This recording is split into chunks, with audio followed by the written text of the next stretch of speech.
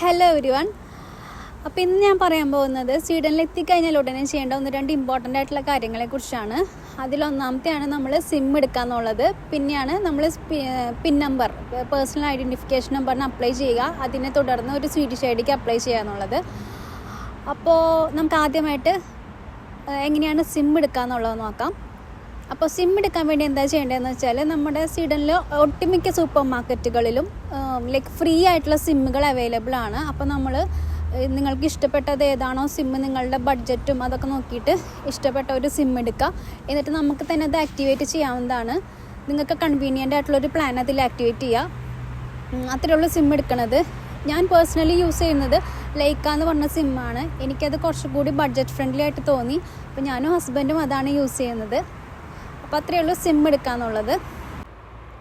ഇനി നെക്സ്റ്റ് നമ്മൾ ചെയ്യേണ്ടതാണ് പിൻ നമ്പറിന് അപ്ലൈ ചെയ്യുക എന്നുള്ളത്. പിൻ നമ്പറിന് അപ്ലൈ ചെയ്യേണ്ടത് നമ്മൾ സ്വീഡിഷ് ടാക്സ് ഏജൻസിയായ സ്കാറ്റാവർക്കറ്റ് വഴിയാണ്. അപ്പോൾ നമ്മൾ സ്കാറ്റാവർക്കറ്റിൽ പോകണം ഫസ്റ്റ്.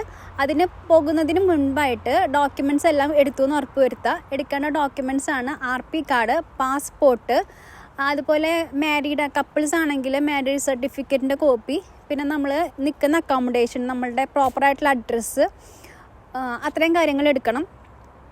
അത് കഴിഞ്ഞിട്ട് സ്കാറ്റാവർക്കറ്റിൽ പോവുക. സ്കാറ്റാവർക്കറ്റിൽ പോയിട്ട് നമ്മളവിടെ ഒരു ടോക്കൺ എടുക്കണം. ടോക്കൺ എടുത്തിട്ട് വെയിറ്റ് ചെയ്യുക. നമ്മുടെ ടോക്കൺ നമ്പർ അവിടെ ഡിസ്പ്ലേയിൽ കാണിക്കുന്ന വരെ വെയിറ്റ് ചെയ്യുക. അത് കഴിയുമ്പോൾ നമ്മളെ ഹെൽപ്പ് ചെയ്യാനായിട്ട് ഒരാൾ നമ്മളെ വിളിക്കും. നമ്മൾ ആളുടെ കൂടെ ചെല്ലുക. എന്നിട്ട് നമ്മൾ അപ്ലിക്കേഷനൊക്കെ ഫില്ല് ചെയ്യുക. അപ്ലിക്കേഷൻ ഫില്ല് ചെയ്യുമ്പോൾ ശ്രദ്ധിക്കേണ്ടത് എന്താണെന്ന് വെച്ചാൽ, അതെല്ലാം പ്രോപ്പറാണോ, ഡീറ്റെയിൽസ് കൊടുത്തതൊക്കെ പ്രോപ്പറാണോ എന്ന് ഡബിൾ ചെക്ക് ചെയ്യുക. കാരണം ഡീറ്റെയിൽസ് എന്തെങ്കിലും റോങ് ആയിട്ട് കൊടുത്തു കഴിഞ്ഞാൽ പിന്നീട് അതൊരു ഇഷ്യൂ ആയിരിക്കും. പിൻ നമ്പർ കിട്ടാനോ അല്ലെങ്കിൽ എന്തെങ്കിലും മിസ്മാച്ച് അങ്ങനെ എന്തെങ്കിലും രീതിയിൽ വരും. അപ്പോൾ ഒരു ഇഷ്യൂ ആവും. അപ്പോൾ അത് ശ്രദ്ധിക്കുക.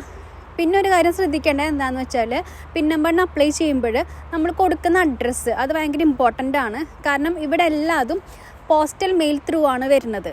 അപ്പം നമ്മൾ പിൻ നമ്പറിന് കൊടുക്കുന്ന ഏത് അഡ്രസ്സാണോ ആ അഡ്രസ്സിലേക്കാണ് നമ്മുടെ പിൻ നമ്പർ അവർ മെയിൽ അയച്ചു തരാം. അപ്പം നിങ്ങളിപ്പോൾ സ്വീഡനിൽ എത്തിക്കഴിഞ്ഞ് കഴിഞ്ഞാൽ ഇപ്പോൾ 1-2 ദിവസമൊക്കെ ചിലപ്പോൾ ഫ്രണ്ട്സിൻ്റെ കൂടെയോ അല്ലെങ്കിൽ ഹോട്ടൽ അപ്പാർട്ട്മെൻറ്റ്സിലൊക്കെ നിന്നിട്ടുണ്ടായിരിക്കും. കാരണം എന്താണെന്ന് വെച്ചാൽ നിങ്ങളുടെ അക്കോമഡേഷൻ ചിലപ്പോൾ ശരിയായിട്ടുണ്ടാവില്ല.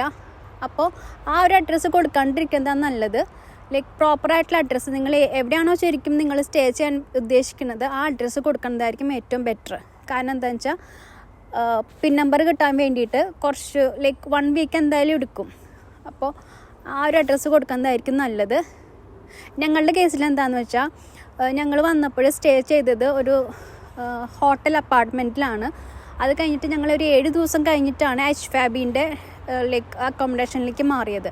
അപ്പം ഞങ്ങൾ പിൻ നമ്പർ അപ്ലൈ ചെയ്യുന്ന സമയത്ത് കൊടുത്തത് ഹോട്ടൽ അപ്പാർട്ട്മെൻറ്റിൻ്റെ അഡ്രസ്സായിരുന്നു. പിന്നെ ഞങ്ങളവിടെ എഴുതി കൊടുത്തിട്ടുണ്ടായിരുന്നു ഇന്ന ദിവസം ഞങ്ങൾ വേറെ അപ്പാർട്ട്മെൻറ്റിലേക്ക് മാറും എന്നുള്ളത്. പക്ഷെ എന്നിരുന്നാൽ പോലും ഞങ്ങളുടെ പിൻ നമ്പർ മെയിലായിട്ട് അയച്ചത് അവർ പഴയ ഹോട്ടൽ അപ്പാർട്ട്മെൻറ്റിലേക്കായിരുന്നു. അപ്പോൾ ഞങ്ങൾക്ക് പിൻ നമ്പർ കിട്ടാൻ വേണ്ടി കുറച്ച് വൈകി സ്കാറ്റാവർക്കറ്റിൽ പോയിട്ട് നേരെ കളക്ട് ചെയ്യേണ്ടി വന്നു. അപ്പോൾ ആ കാര്യം എന്തായാലും ശ്രദ്ധിക്കാം. വൺസ് നമ്മൾ പിൻ നമ്പറിന് അപ്ലൈ ചെയ്ത് കഴിഞ്ഞാൽ ഞാൻ പറഞ്ഞ മാതിരി 1-2 ആഴ്ചയ്ക്കുള്ളിൽ എന്തായാലും പിൻ നമ്പർ കിട്ടും. അപ്പോൾ അത്രയാണ് പിൻ നമ്പറിന് അപ്ലൈ ചെയ്യേണ്ട കാര്യങ്ങൾ. പിൻ നമ്പർ നമുക്ക് കിട്ടിക്കഴിഞ്ഞ് കഴിഞ്ഞാൽ ആ പിൻ നമ്പറും കൊണ്ട് നമ്മൾ സ്കാറ്റാവർക്കറ്റിൽ ചെല്ലുക. സ്കാറ്റാവർക്കറ്റിൽ ചെന്നിട്ട് ഒരു അപ്പോയിൻമെൻറ്റ് എടുക്കണം. അതെന്തിനാണെന്ന് വെച്ചാൽ, സ്വീഡിഷ് ഐഡി കിട്ടാനുള്ള ബയോമെട്രിക്സിനുള്ള അപ്പോയിൻമെൻറ്റാണ് നമ്മൾ എടുക്കേണ്ടത്.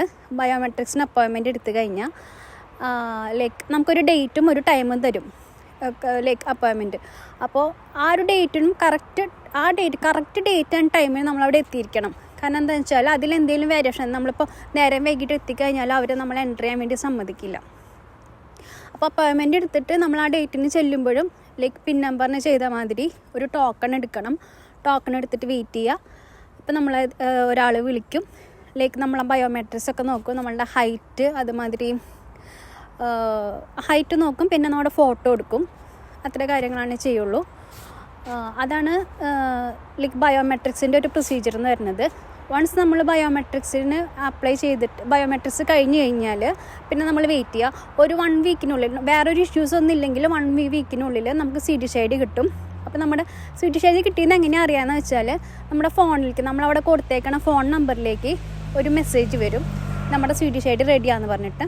അപ്പോൾ നമ്മൾ സ്കാറ്റാവർക്കറ്റിൽ പോയിട്ട് അത് കളക്ട് ചെയ്യുക. അത്രയാണ് പ്രൊസീജിയേഴ്സ് ഉള്ളൂ. പിന്നെ എൻ്റെ കാര്യത്തിലൊരു ഇഷ്യൂ ഉണ്ടായിരുന്നു. കാരണം എന്താണെന്ന് വെച്ചാൽ എനിക്ക് ഇപ്പോഴും CD ഷേഡ് കിട്ടിയിട്ടില്ല.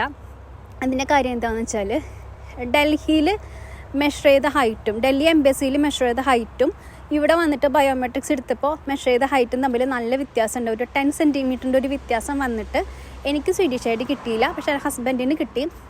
ആൾക്ക് പ്രശ്നമൊന്നും ഉണ്ടായിരുന്നില്ല. അപ്പം നമ്മൾ എന്താ ചെയ്യേണ്ടതെന്ന് വെച്ചാൽ എൻ്റെ കേസിൽ എന്താ ഒരു ഡിസിഷൻ എടുത്തതെന്ന് വെച്ചാൽ ഹയർ അതോറിറ്റിക്ക് അയച്ചിട്ട് അവരുടെ ഒരു മെയിൽ വരാൻ വേണ്ടി കാത്തിരിക്കുകയാണ്. അപ്പോൾ അത് കൂടി ശരിയായി കഴിഞ്ഞാൽ എൻ്റെ CD ഷേഡ് കിട്ടുള്ളൂ. അവർ പറഞ്ഞത് ലൈക്ക് ഏകദേശം 1 മന്തിൻ്റെ അടുത്ത് എടുക്കും എൻ്റെ CD ഷേഡ് വരാനായിട്ട്. അപ്പോൾ നമ്മൾ ഡൽഹിയിൽ ഹൈറ്റ് മെഷർ ചെയ്യുകയാണെങ്കിലും ലൈക്ക് നമ്മൾ പ്രോപ്പറായിട്ട് കൊടുക്കുക, ഡബിൾ ചെക്ക് ചെയ്യുക എല്ലാ കാര്യങ്ങളും, ഹൈറ്റും ലൈക്ക് എല്ലാ കാര്യങ്ങളും ഡബിൾ ചെക്ക് ചെയ്തിട്ട് വേണം കൊടുക്കാനായിട്ട്. അപ്പോൾ അത്രയേ ഉള്ളൂ. നിങ്ങൾക്ക് എന്തെങ്കിലും ഡൗട്ട്സൊക്കെ ഉണ്ടെങ്കിൽ കമൻറ്റ് ചെയ്യുക. Thank you for watching. Stay tuned. Bye bye. Sorry guys, ഞാനൊരു കാര്യം പറയാൻ വേണ്ടി വിട്ടുപോയി. അത് 2 കാര്യം പറയാൻ വേണ്ടി വിട്ടുപോയി ആക്ച്വലി. അത് ഒന്നാമത്തെ കാര്യം എന്താണെന്ന് വെച്ചാൽ പിൻ നമ്പർ എന്ന് പറയുന്നത് 120 ക്രെഡിറ്റ്സ് അല്ലെങ്കിൽ 2 ഇയർ കോഴ്സ് ചെയ്യുന്നവർക്കാണ് നോർമലി കിട്ടുക. പിന്നെ 1 ഇയർ കോഴ്സിന് നോർമലി കിട്ടുന്നത് കോർഡിനേഷൻ നമ്പറാണ്. But by luck PIN number കിട്ടുന്നവരുണ്ട്. അപ്പോൾ അതാണ് ഒന്നാമത്തെ കാര്യം. രണ്ടാമത്തെ കാര്യം എന്താണെന്ന് വെച്ചാൽ നമുക്ക് വൺസ് നമ്മൾ പിൻ നമ്പർ നമുക്ക് കിട്ടിക്കഴിഞ്ഞിട്ട് ബയോമെട്രിക്സിന് വേണ്ടി അപ്പോയിൻമെൻറ്റ് എടുക്കുമ്പോൾ അവരൊരു ബാങ്ക് അക്കൗണ്ട് ഡീറ്റെയിൽസ് തരും. ആ ഒരു ബാങ്ക് അക്കൗണ്ടിലേക്ക് പെർ പേഴ്സൺ 400 ക്രോൺസ് നമ്മൾ ട്രാൻസ്ഫർ ചെയ്യണം. അത് അപ്പോയിൻമെൻറ്റ് ഡേറ്റിന് മുന്നായിട്ട് തന്നെ ട്രാൻസ്ഫർ ചെയ്തിരിക്കണം. ലൈക്ക് നമ്മളത് ട്രാൻസ്ഫർ ചെയ്യുമ്പോൾ ഒരു 48 ഹവേഴ്സൊക്കെ ചിലപ്പോൾ എടുക്കും റിഫ്ലക്റ്റ് ആവാൻ വേണ്ടിയിട്ട്. അപ്പോൾ നമ്മളത് കണക്ക് കൂട്ടിയിട്ട് 2 ദിവസം മുന്നേ തന്നെ അത് ട്രാൻസ്ഫർ ചെയ്തിട്ട് വേണം അപ്പോയിൻമെൻറ്റിന് വേണ്ടി ചെല്ലാനായിട്ട്. അതെന്തായാലും ശ്രദ്ധിക്കുക. അപ്പോൾ അത്രയേ ഉള്ളൂ പറയാനായിട്ട്. ബൈ.